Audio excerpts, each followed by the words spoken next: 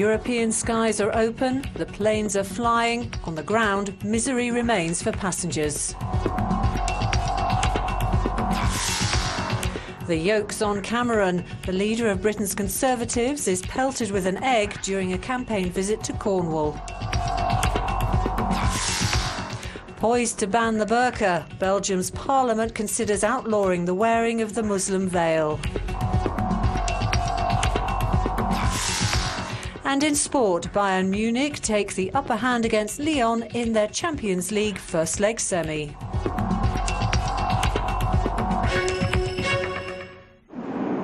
Air traffic in Europe should be back to nearly 100% for the first time in almost a week since a no-fly ban was imposed due to the volcanic ash cloud from Iceland. But while the skies are open once again, on the ground the misery continues for many. Tens of thousands remain stranded around the world, vying for tickets on the next available flight for the quickest route home. Europe is open. The flights are not running normally yet. There is still a lot of moving about of aircraft to be done. The big issue for us now is getting the stranded passengers home, and that it has become a kind of humanitarian effort now. Despite night flights being allowed to help clear the backlog, along with some planes being flown specifically to pick up marooned tourists, many people have long since outrun their credit card limits during their enforced prolonged stay. In Los Angeles, the French consular response was to appeal to fellow countrymen. I call on all French people living in Los Angeles who have a spare bedroom to help French families who've run out of money. A full return to normal is expected to take another 48 hours. One couple in New Delhi had been due to leave India 5 days ago. Finally, we'll arrive on the 26th of April via Doha, Tunis and landing at Marseille. It's that or nothing. British holidaymakers left stranded by the volcanic ash cloud have arrived back home after hitching a ride with the Royal Navy. HMS Albion docked in Portsmouth on England's south coast after picking up 280 passengers from Santander in northern Spain on the orders of Prime Minister Gordon Brown. 450 British troops were also on board the Albion after completing a tour of duty in Afghanistan. Spain has acted as a hub for European flights after the drifting volcanic ash shut most of Europe's airspace for almost a week. Airlines are now taking to the skies again, but delays are expected as they clear the backlog. Choke Point Calais. The northern French port has been invaded with tourists in their anxious quest to return home following the air lockdown across Europe. Ferry operators have been struggling to cope. I would just ask you to be patient, but you will travel tonight. They'd migrated here on the advice of the British government. Now the message is to go elsewhere. Given how many people we've got here standing in this line, and we're well over 1,000 people, please think, if you've got the choice, of going to some of the other places. Think of going to Caen, think of going to Le Havre, maybe even Cherbourg if you're on that side of France. Many had been brought here by coaches from Madrid and all had their own frustrating stories of their attempts to get home. The British Embassy put us on a coach from Madrid to here, but that is as far as they're taking us. We've just been waiting for about a week and now we've got to wait some more. I just want to get home, really. In Madrid, designated a travel hub by the government, people continue to queue, while there is confusion as to who is allowed on these coaches. Travel in many parts of Europe continues to struggle to return to normality. Air travel across Europe may have resumed, but the economic impact of the 6-day ban on all flights will be felt for some time. For the airline industry, which was already suffering from the global recession, the losses incurred have been described as devastating and unsustainable. It won't be possible to recover those losses. I think if you listen to IATA, they're probably close. We're still assessing the overall financial damage to the airlines, but I think IATA has quoted the effect of about 1.7 billion in lost revenues. As a company chief, I think the people who took the decisions didn't have their pockets harmed. If they had, I don't think they would have imposed these measures. The financial fallout has hit many parts of the airline supply chain. Passengers need to be fed while flying. No passengers means no meals bought, which means no income for catering firms. We lost more than 6.5 million the last couple of days. Luckily, we have a sound financial footing. Server can cope with it, but it was devastating, as it was difficult for any of the players in the market. Travel companies, hotels, restaurants, they've all been affected.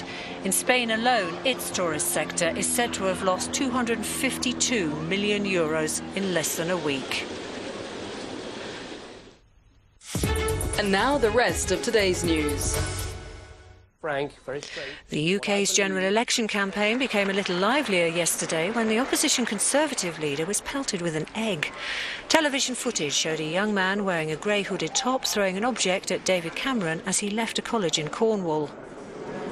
The Tory leader took it in good part, possibly as someone else was on the receiving end of most of the yoke. May the 6th general election is one of the closest in years. The Conservatives are ahead in the polls, but only just. With much of the electorate disenchanted with politicians after an expenses scandal, most analysts are predicting a hung parliament. The Conservatives say the country is ready for a change of government, and that means them.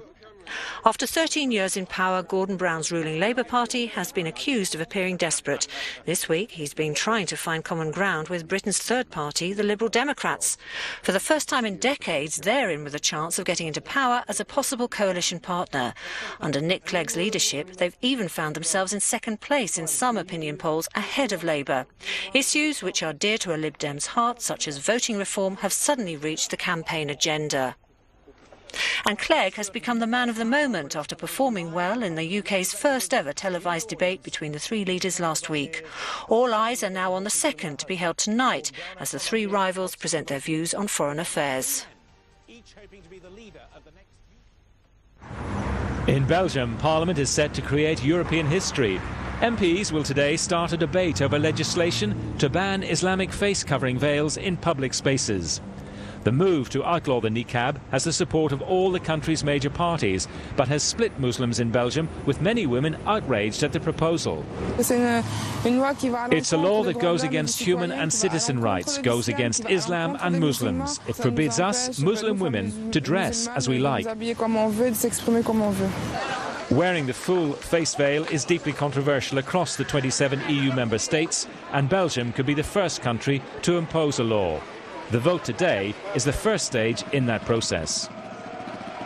It's about living together. If you have the possibility to see my face, I should be able to see yours.